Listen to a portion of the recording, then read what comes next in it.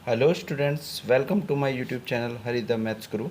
Students, आज हम engineering mathematics second के क्वेश्चन पेपर का सॉल्यूशन डिस्कस कर रहे हैं, जो कि बीटेक सेकंड सेमेस्टर का है। और ये क्वेश्चन पेपर है 2022-23 का। और यहाँ पर हम सब्जेक्ट कोड जो डिस्कस कर रहे हैं वो पेपर का सब्जेक्ट कोड है BAS 203। इस क्वेश्चन पेपर के सॉल्यूशन में हम सेक्शन ए का सॉल्यूशन डिस्कस पहले ही कर चुके थे। अब हम सेक्शन बी का सॉल्यूशन डिस्कस करेंगे। सेक्शन बी में जो फर्स्ट क्वेश्चन है, इसमें सेक्शन बी में 2 क्वेश्चंस हैं। इसमें से हम क्वेश्चन नंबर 2 में हमारे पास सेक्शन बी क्वेश्चन नंबर 2 में हमारे पास 5 क्वेश्चंस हैं। इनमें से 3 क्वेश्चंस करने होंगे, जिसमें कि 2 का ए पार्ट यानी कि फर्स्ट क्वेश्चन है, solve the following differential equation.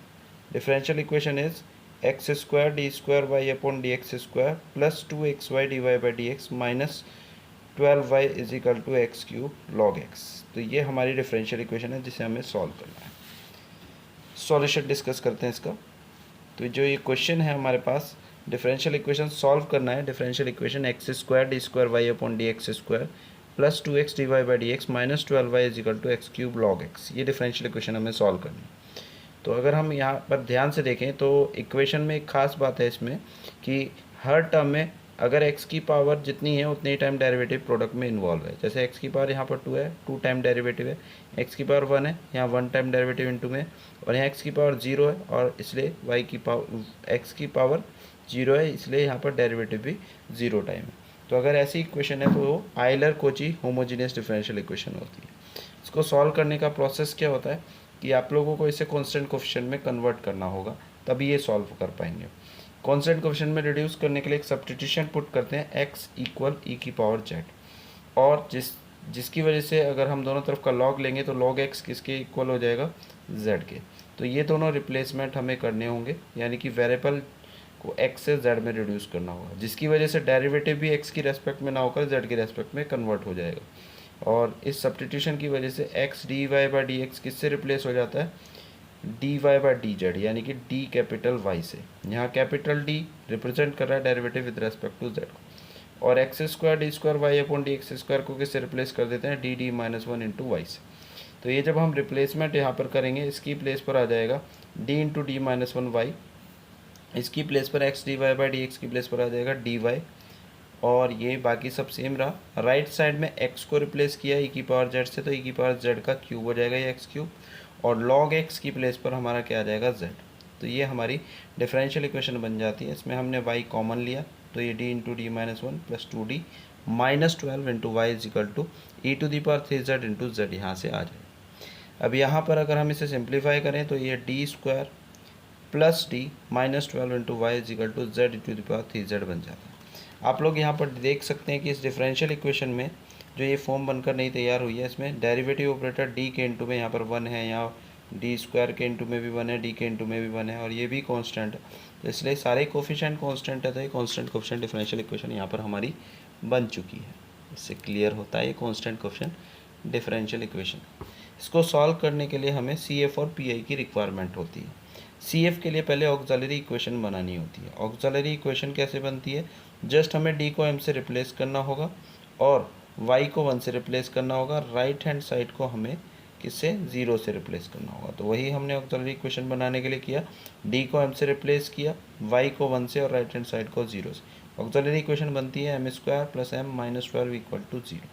इसको हमने फैक्टर किया, या आप कैलकुलेटर से भी वैल्यू निकाल सकते हैं, पर मेरी सलाह है या कैलकुलेटर से वैल्यू ना निकाल कर या तो फैक्टर किया कीजिए या श्रीधराचार्य फार्मूले से m की वैल्यू निकाला कीजिए, क्योंकि कैलकुलेटर से कॉम्प्लेक्स रूट निकालने में दिक्कत आती है। इन केस इसके कॉम्प्लेक्स रूट हुए तो दिक्कत आएगी। तो m की वैल्यू यहाँ से सॉल्व किया तो m की वैल्यू -4 आती है और m की वैल्यू 3 आती है। फिर हमें m की वैल्यू आने के बाद देखना होता है कि ये जो m की वैल्यूज़ आई है, यानी कि रूट्स ऑफ ऑक्सिलरी इक्वेशन जो आए हैं, वो किस टाइप के ऑक्सिलरी इक्वेशन के रूट्स आए। तो यहाँ पर अगर हम देखें तो दोनों ही m की वैल्यूज़ में कहीं पर भी आयोटा इन्वॉल्व नहीं है। दैट मीन्स ये दोनों वैल्यू रियल है और दोनों डिफरेंट भी हैं, सेम नहीं है। तो डिफरेंट एंड रियल रूट वाला केस बन गया। इसमें हमें सी एफ का फार्मूला क्या लगाना होता है कि अगर डिफरेंट रियल रूट्स बनते हैं तो एक को m1 मान लेते हैं, एक को m2। और सी एफ का फार्मूला हमने पढ़ा था, क्या होता है इसके लिए, c1 e to the power m1z plus c2 e to the power m2z। ध्यान रखिए क्योंकि अब डेरिवेटिव d जो हमने यहाँ पर रिप्लेस किया है वो किसके रेस्पेक्ट में है, कैपिटल डी जेड के रेस्पेक्ट में। तो इसलिए सी एफ के जो फार्मूले हमने पढ़े हुए हैं वो C1 e⁻m1x plus C2 e⁻m2x पड़ा हुआ है। वो क्यों? क्योंकि डेरिवेटिव x के रेस्पेक्ट में था, यानी कि इंडिपेंडेंट वेरिएबल x था। अब यहाँ पर डेरिवेटिव डी जेड के रेस्पेक्ट में, तो इसलिए x की जगह पर z है। m1 m2 की वैल्यू हमने रिप्लेस कर दी। m1 कितना है यहाँ पर -4, m2 कितना है 3, तो ये हमारा CF बन गया। पर ये z में आए से वापस x में बदलने के लिए हमने जो सब्स्टिट्यूशन पुट करा था, x किसकी प्लेस पर रखा था? x की प्लेस पर क्या रखा था? e⁻z। तो आप वापस e⁻z को x रिप्लेस कर देते हैं। तो इसको हम C1 e⁻z 4 अपॉन में लिख सकते हैं और इसे e⁻z का क्यूब लिख सकते हैं। e⁻z किसके इक्वल x के, तो ये रिप्लेस करने CF हमें मिल जाएगा। अब हम इसका PI फाइंड आउट करते हैं, particular integral. PI find out करने का फार्मूला क्या होता है?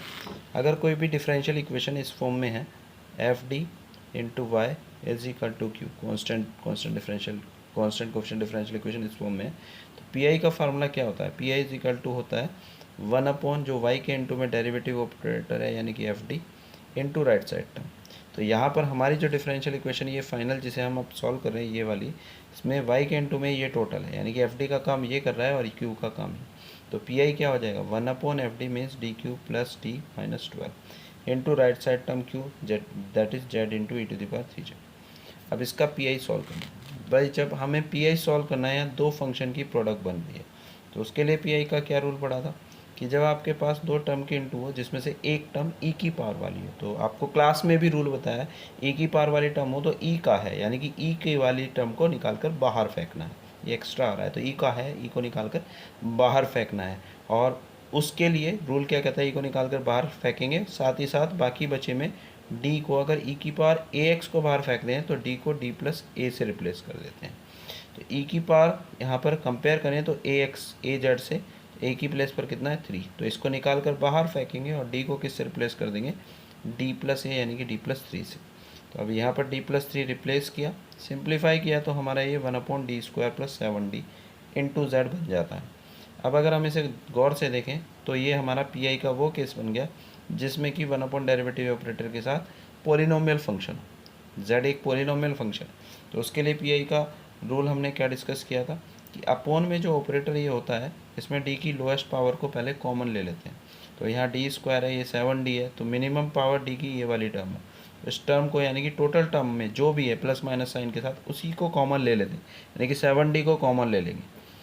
तो 7d कॉमन लिया तो इसका मतलब अंदर 7d से डिवाइड हो जाएगा। तो यहाँ 7d से डिवाइड करेंगे 7d को 1 हो जाएगा, यहाँ 7d से डिवाइड करेंगे d स्क्वायर को तो d/7 ये बचे। उसके बाद इसको जो भी 1 प्लस समथिंग बनता है इसको -1 पावर में ले जाना होता है। ये रूल हमने PI का डिस्कस किया था, -1 पावर में ले गए। उसके बाद हमने डिस्कस किया था कि अगर 1 प्लस x की पावर -1 की फॉर्म बनती है तो सीरीज एक्सपेंशन इसका कर लेते हैं 1 minus x plus x square minus x cube plus 1। यहाँ x की प्लेस पर कंपेयर करें तो ये 7/d/7 है, तो इसका एक्सपेंशन क्या हो जाएगा? 1 minus d/7 minus d/7 plus d/7 का स्क्वायर, इस तरीके से। और एक्सपेंड कितनी पावर तक करना होता है? जितनी बाहर z की पावर कितनी है 1। तो इसलिए हमने इसे अब एक्सपेंड किया। जैसे ही हम इसे एक्सपेंड करेंगे तो हमें ये वैल्यू मिल जाती है। ये एक्सप्रेशन था, इसको हमने एक्सपेंड किया तो ये एक्सपेंशन हमारा मिल गया। अब इसमें हमारा बाहर z है, इसको अंदर इंटू कर दिया, एक बार 1 के साथ, एक बार d के साथ, एक बार d स्क्वायर के साथ, d स्क्वायर के साथ किया तो ये एक्सप्रेशन आ जाएगा। अब इसमें d क्या रिप्रेजेंट कर रहा था? d किसके प्लेस पर हमने लिया था? d/dz, यानी कि डेरिवेटिव है ये। तो जब हम यहाँ पर dz means derivative of z करेंगे तो कितना हो जाएगा? एक बार डेरिवेटिव 1, d स्क्वायर मतलब 2 बार डेरिवेटिव, तो एक बार डेरिवेटिव ही करके हमारा 1 आ गया था। दोबारा डेरिवेटिव करेंगे तो कितना हो जाएगा? 1 का 0। तो और आगे 3-4 टाइम डेरिवेटिव सब क्या हो जाएंगे? 0। तो आगे की सारी टर्म्स हमारी क्या हो जाएंगी? 0। तो यहाँ से अगर हम देखें तो ये सिंप्लीफाई करके z -1/7 आ गया। अब एक 1/d और था। 1/d मतलब क्या होगा? d रिप्रेजेंट करता है derivative with respect to z। 1/d integration with respect to z को 1/d स्क्वायर है तो 2 टाइम इंटीग्रेशन। यहाँ 1/d है, इट मीन्स इसका 1 टाइम इंटीग्रेशन होगा। इसका 1 टाइम इंटीग्रेशन करेंगे, z का क्या हो जाएगा? पावर रूल से x की पावर n का डेरिवेटिव फार्मूला लगा देंगे, क्या होता है? x की power n+1 upon n+1, integration का फार्मूला x की पावर n का। तो यहाँ पर वही z के लिए लगाएंगे, z की पावर 1 का इंटीग्रेशन क्या होगा? z की पावर 2/2 माइनस डी जेड का इंटीग्रेशन क्या होगा जेड। तो ये हमारा सिंप्लीफाई करके पी आई आ गया। कब तक सिंप्लीफाई करना होता है, जब डी दिखना बंद ना हो जाए। यहाँ पर अब डी नहीं है, इसलिए ये हमारा सिंप्लीफाई फॉर्म है पी आई की। अब सॉल्यूशन के लिए क्या करना होता है, सी एफ और पी आई को ऐड करना होता है। पर हमारा क्वेश्चन एक्स में था, तो इसे जेड से वापस एक्स में लाएंगे और उसके लिए ई की पावर जेड को वापस क्या रखेंगे, एक्स, और जेड की जगह पर लॉग एक्स। तो ई की पावर जेड का क्यूब लिख सकते हैं इसे, और ई की पावर जेड किसके इक्वल है, एक्स के, तो ये एक्स क्यूब बन जाएगा। यहाँ पर z की वैल्यू log x हमने रिप्लेस कर दी, तो log x का स्क्वायर, ये log x/7, ये हमारा पी आई आ गया। और सी एफ हमारा आया था c1/x की पावर 4 प्लस c2x3।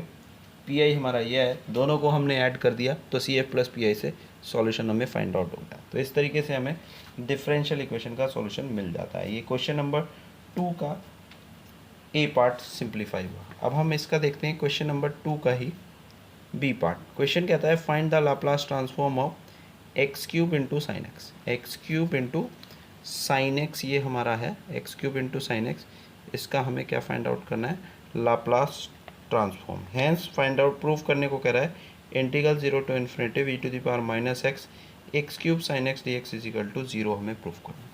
करते हैं ये क्वेश्चन हमारा 2 का बी पार्ट। क्वेश्चन नंबर 2 में पहला पार्ट उसने कहा था कि जो हमारे पास फंक्शन है एक्स क्यूब साइन एक्स, इसका लाप्लास ट्रांसफॉर्म फाइंड आउट करने को बोला गया। तो हमने फंक्शन एफ एक्स दिया हुआ एक्स क्यूब साइन एक्स, इसका लाप्लास फाइंड करने का प्रयास किया। Laplace of x cube into sine x में जब हम ऑब्जर्व कर रहे हैं तो दो टर्म की इंटू है।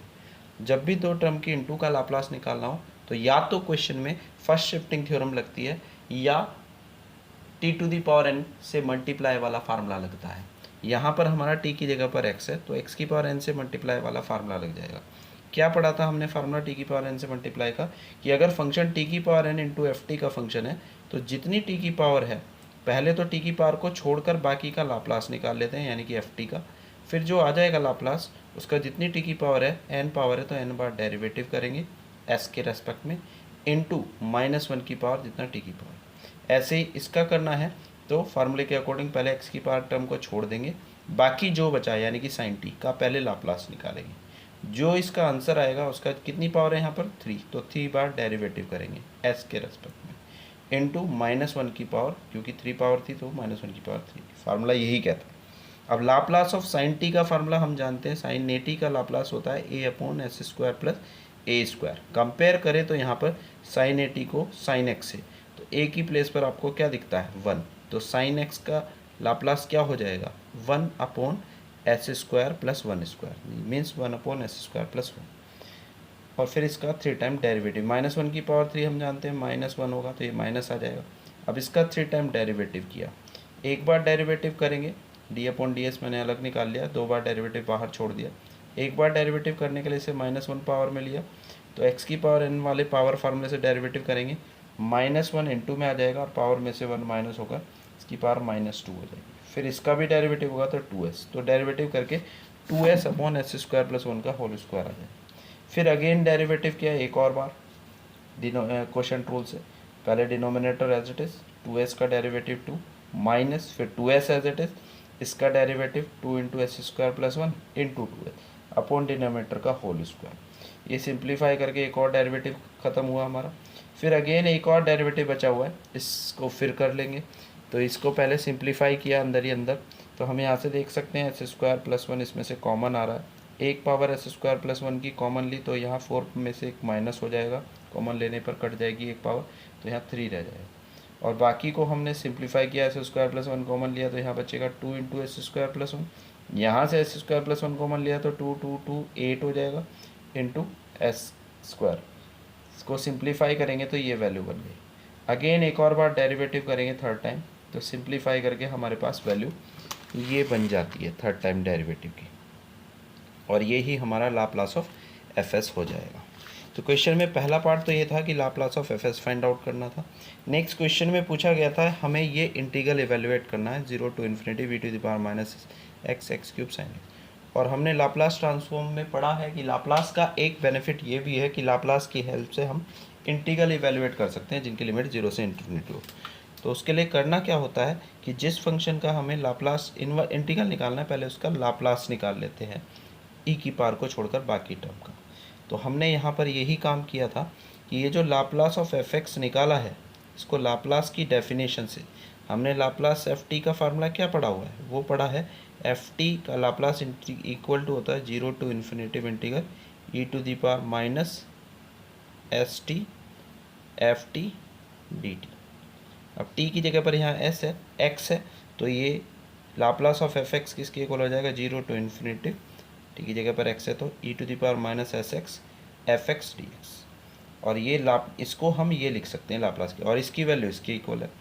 अब इसे हम एफ एस की वैल्यू रिप्लेस कर दें। क्वेश्चन में क्या था, एक्स एफ एक्स की value x cube sine x, वो रिप्लेस कर दिया, यानी कि हमें इस इंटीग्रल की वैल्यू मिल गई। बट क्वेश्चन इसकी इंटीग्रल की वैल्यू नहीं पूछ रहा, क्वेश्चन तो इसका इंटीग्रल पूछ रहा है। किसका, e to the power minus x x cube sine x का, e to the power minus x, और यहाँ है e to the power minus s x, और चाहिए माइनस एक्स, तो एस को कितना होना पड़ेगा 1। तो इसलिए हमने इंटीग्रल सेम बन जाए जो क्वेश्चन में पूछा था, उसके लिए एस को किससे रिप्लेस कर दिया 1 से। जैसे ही एस को 1 से रिप्लेस करेंगे तो ये लेफ्ट साइड तो सेम वही इंटीग्रल बन जाएगी जिसकी वैल्यू पूछी है, और इधर एस को 1 से रिप्लेस किया तो 1 माइनस 1 ये 0 हो जाएगा। और यही हमें प्रूफ करना था कि इंटीग्रल की वैल्यू किसके इक्वल है 0। अब हम डिस्कस करते हैं इसी का सी पार्ट। क्वेश्चन है test the convergency of following series. Series है 1/1 into 2 into 3 plus x/4 into 5 into 6 plus x² into 8 into 9 plus so on. X real number बताया गया। एक बार फिर से देख लेते हैं क्लोजली। यहाँ पर क्वेश्चन में बोला गया है कि सीरीज़ की कन्वर्जेंसी को टेस्ट करना है। पहली term 1/1 into 2 into 3 plus second term x/4 into 5 into 6 plus x² 7 into 8 into 9। तो ये सीरीज़ हमारे पास है, इसके लिए हमें कन्वर्जेंसी चेक करनी है, सीरीज़ कन्वर्जेंट है डाइवर्जेंट। क्वेश्चन नंबर 1 का सी पार्ट सॉल्यूशन हम इसका डिस्कस करते हैं। तो क्वेश्चन नंबर 2 का सी पार्ट कहता है test the convergency of the series 1/1 into 2 into 3 plus x/4 into 5 into 6 plus x² 7 into 8 into 9 plus so on. X real number बताएगा, इसकी कन्वर्जेंसी चेक करनी है। तो जब भी हमने डिस्कस किया कोई भी क्वेश्चन हो सीरीज़ की कन्वर्जेंसी चेक करने का जिसमें वेरिएबल फॉर्म दिखाई दे, यानी कि x दिखाई दे या फैक्टोरियल नोटेशन दिखाई दे या प्रोडक्ट कंटिन्यू इंक्रीज होती चली जाए, तो आप देखते ही समझ जाना कि क्वेश्चन हमारा वो कौन से टेस्ट से स्टार्ट होना है, रेशियो टेस्ट से स्टार्ट होना है। तो हमारे क्वेश्चन में यहाँ पर वेरिएबल x इन्वॉल्व है, इसी से क्लियर हो जाना है कि क्वेश्चन किससे स्टार्ट होगा, रेशियो टेस्ट से स्टार्ट होगा। ठीक है, तो रेशियो टेस्ट में सबसे पहले आपको UN की आवश्यकता होती है, दैट मीन्स nth टर्म। तो सीरीज़ का nth टर्म हमें आइडेंटिफाई करना होता है पैटर्न को देखकर। यहाँ पर अगर हम पैटर्न को देखें nth टर्म के लिए, तो फर्स्ट टर्म में आपका यहाँ पर x की पावर कितना है 0, सेकेंड टर्म x की पावर 1, सेकेंड में 1, थर्ड में 2, फर्स्ट में 0, सेकेंड में पावर 1 है, थर्ड में 2 है, एक कम पावर चल रही है, तो nth में क्या आएगी x की पावर n-1। तो x की पावर का पैटर्न आपको पता लग गया। nth टर्म निकालने का तरीका ही ये होता है, आपको सारी टर्म एक साथ नहीं देखनी, या तो न्यूमरेटर सबसे पहले पता कर लो या डिनोमीटर में कोई पार्ट। तो न्यूमरेटर का पार्ट हमने पता कर लिया, अब हम डिनोमीटर आइडेंटिफाई करें। डिनोमिनेटर में हम देखें तो 3 टर्म्स की प्रोडक्ट चल रही है, तो आप 3 टर्म की प्रोडक्ट को एक साथ देखेंगे तो दिक्कत महसूस होगी nth टर्म निकालने में। सबसे पहले हर टर्म का डिनोमीटर में एक एक पार्ट को ही पकड़ लें, यानी कि फर्स्ट देख लें, सेकंड देख लें या थर्ड। तो हम फर्स्ट देख लेते हैं, इसका फर्स्ट, इसका फर्स्ट, इसका फर्स्ट। रफ वर्क में इन्हें लिख लेते हैं 1 4 7। उसके बाद देखें क्या इनमें डिफरेंस सेम है, इसका डिफरेंस कितना आएगा 3, इसका डिफरेंस कितना आएगा 3, डिफरेंस सेम है, इट मीन्स ये AP बन रही है, अर्थमेटिक प्रोग्रेशन, समांतर श्रेणी। समांतर श्रेणी के nth टर्म का फार्मूला लगा दें। क्या होता है nth टर्म का formula, an = a + n-1 into D. a मतलब फर्स्ट टर्म कितना है 1, n-1, डिफरेंस को हम d से डिनोट करते हैं, डिफरेंस कितना है 3, सिंप्लीफाई करेंगे ये हमारा 3n-2 आ जाएगा। इट मीन्स ये nth टर्म का फर्स्ट पार्ट पकड़ा था ना हर एक का, तो इसलिए हमें nth टर्म का फर्स्ट पार्ट पता लग गया, अपॉन में जो प्रोडक्ट में आएगा 3n-2 आ गया, 3n-2। अब हमें नेक्स्ट सेकंड पता करना है, तो ऐसे ही हम 2 5 8 की सीरीज़ लिखेंगे, उससे पता कर सकते हैं। या इनमें अगर सेम पैटर्न है, जैसे यहाँ देखें इसमें 1 के बाद अगला क्या है 2, एक प्लस हो गई, यहाँ 4 है तो फर्स्ट 4 है, सेकंड क्या आया एक प्लस हो गई। ठीक है, तो एक प्लस होके आ रहा है, इसका मतलब क्या हुआ कि हमें यहाँ पर भी नेक्स्ट टर्म एक प्लस करके बनेगा। ये 3n-2 है तो नेक्स्ट आएगा एक प्लस करके 3n-1, ऐसे नेक्स्ट फिर एक और प्लस करेंगे तो 3n आएगा। तो इससे हमें UN मिलेगा। जैसे ही un मिल गया फिर हमें रेशो टेस्ट के अकॉर्डिंग un+1 की आवश्यकता होती है। उसके लिए इसी में n को किससे रिप्लेस कर देंगे, n+1 से। तो ये un+1 हो जाएगा, n को n+1 से रिप्लेस किया, x की पावर n आ जाएगा। यहाँ n को n से n+1 से n+1 ब्रैकेट के साथ रिप्लेस करेंगे तो ये 3n+1 आ जाएगा, 3n+2 और 3n+3। इस तरीके से हमें un+1 मिल गया। अब हमें रेशो टेस्ट के अकॉर्डिंग क्या और निकालना होता है, un/un+1, यानी कि un की वैल्यू को un+1 से डिवाइड करेंगे। तो ये न्यूमरेटर में रखा है un की वैल्यू और अपॉन में ये un+1। अपोन के अपोन में है तो ये जब ऐसे ऊपर जाएगा तो पलट जाएगा, डिनोमिनेटर न्यूमरेटर बन जाएगा, न्यूमरेटर तो इसे डिवाइड से मल्टीप्लाई में हमने ले जाकर लिखा तो ये तो ऊपर चला गया 2n+1 2n+2 2n+3 और ये नीचे रह गया, और ये x की पावर n नीचे रह गया और x की पावर n-1 ऊपर। इसको अब अगर हम देखें तो यहाँ से एक पावर n-1 पावर है, ये n पावर है, तो सिंप्लीफाई करके 1/x बच जाए और ये टर्म हमारी ये रह जाती है। ठीक है, अब इसमें हम लिमिट लगाएंगे। रेशो टेस्ट कहता है कि un/un+1 निकालने पर n tends to infinity limit लगा देते, पर जैसे ही n tends to infinity limit लगाओगे तो ये ∞+1 ∞/∞ बन जाएगा। इससे बचने के लिए हमने n कॉमन ले लिया, क्योंकि ∞/∞ आज तक नहीं पता है, तो इसलिए हम n कॉमन ले लेंगे ∞/∞ की फॉर्म को बचाने के लिए।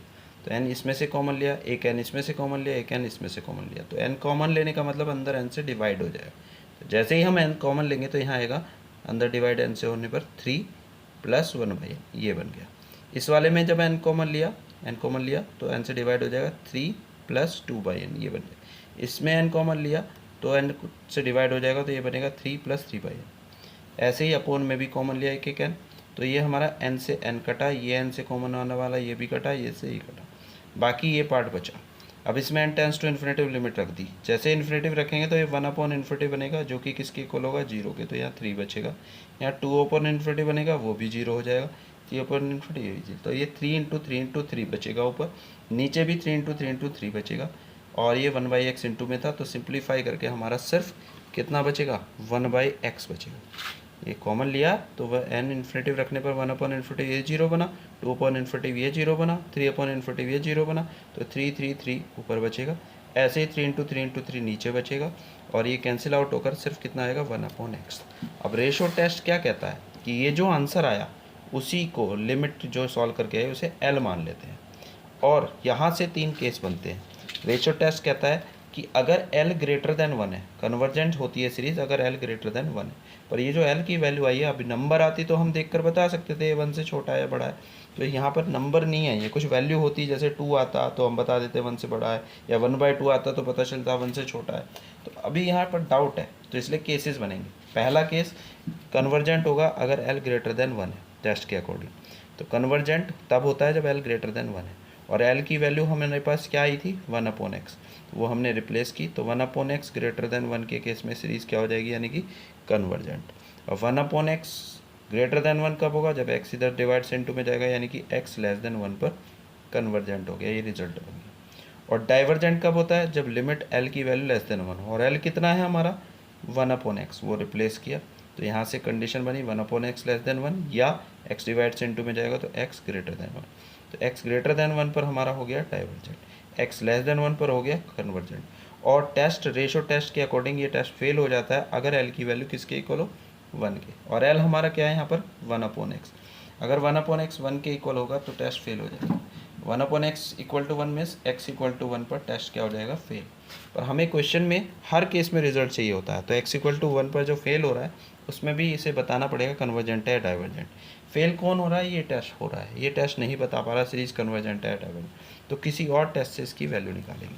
तो अब रेशो टेस्ट जब फेल होता है तो हमने डिस्कस किया था कि उसके बाद हमें लगाना होता है क्वेश्चन में या तो कंपैरिजन टेस्ट या राबी टेस्ट। अब ये कैसे पता चले कि रेशो टेस्ट फेल होने के बाद कौन सा टेस्ट लगाना है, तो मैंने आप लोगों को क्लास में बताया था, या मेरे वीडियो लेक्चर्स पड़े हुए हैं इसके चैनल के पे आप जाएंगे तो प्लेलिस्ट में आप देख सकते हैं, रेशो टेस्ट राबी टेस्ट के नाम से वो टेस्ट पड़े हुए हैं, तो उसमें आप देख सकते हैं, या इस वीडियो लेक्चर के डिस्क्रिप्शन बॉक्स में भी मैं लिंक डाल दूंगा, वहाँ से भी आप इनके लेक्चर्स देख सकते हैं। तो उसमें आप देखेंगे कि हमें कैसे पता चले रेशो टेस्ट फेल होने पर राबीज़ लगाना है, ठीक है। तो उसके लिए मैंने ट्रिक बताई थी, या कंपैरिजन टेस्ट लगाना है, उसके लिए मैंने बताया था कि जैसे ही रेशो टेस्ट फेल हो, किस केस में हो रहा है, x इक्वल टू 1 पर, एक्स इक्वल टू 1 पर ये फेल हो रहा है तो एक्स इक्वल टू 1 UN में डालकर देखना है, और उसके बाद देखना है इसमें कहीं पर 1 डालने, जिसमें फेल हो रहा है वो डालने पर इसमें कंटिन्यूस प्रोडक्ट अगर आ रही है, अगर कंटिन्यूस प्रोडक्ट आ रही है, फैक्टोरियल आ रहा है, तो समझ जाओ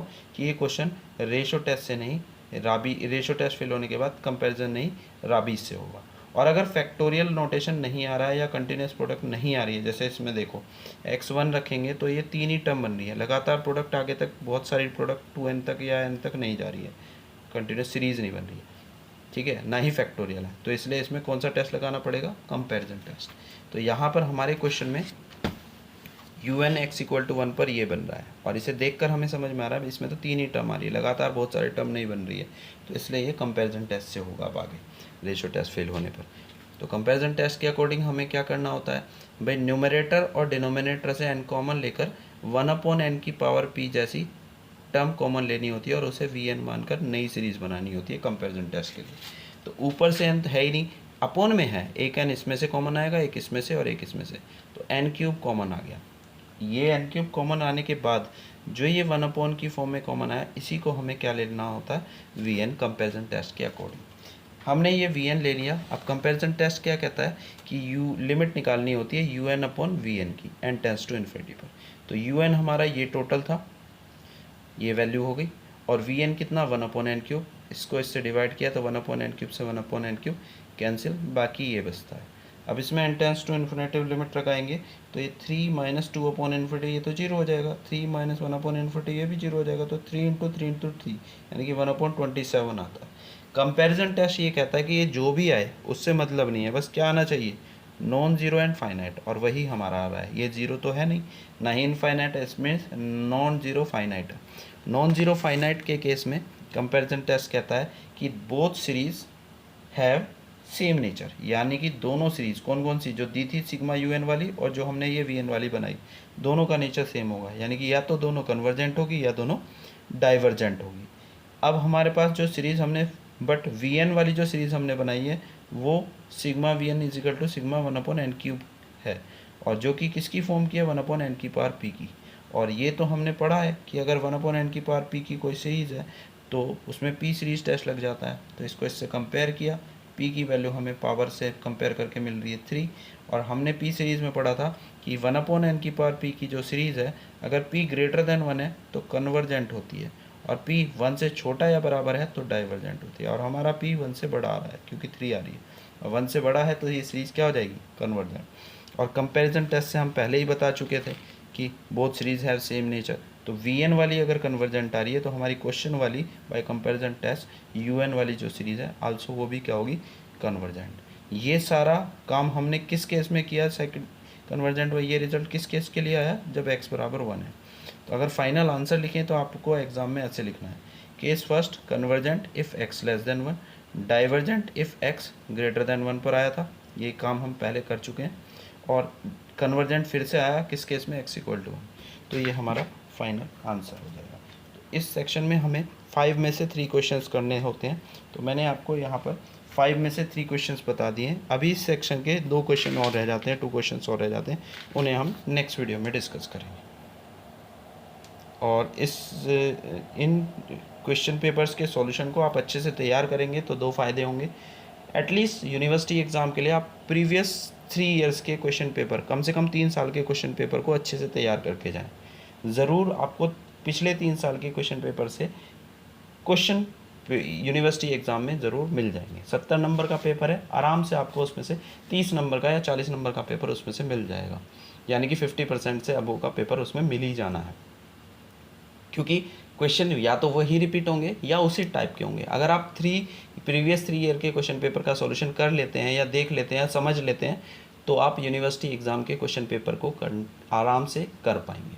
ठीक है, इसलिए इस वीडियो को जितना ज़्यादा से ज़्यादा हो सके अपने फ्रेंड्स को शेयर कीजिए, जिससे कि उनका भी फ़ायदा हो सके। ठीक है, मैं इस क्वेश्चन पेपर का सॉल्यूशन भी कराऊंगा और नेक्स्ट आगे वीडियो में और भी क्वेश्चन पेपर के सॉल्यूशन कराऊंगा। आज के लिए इतना ही।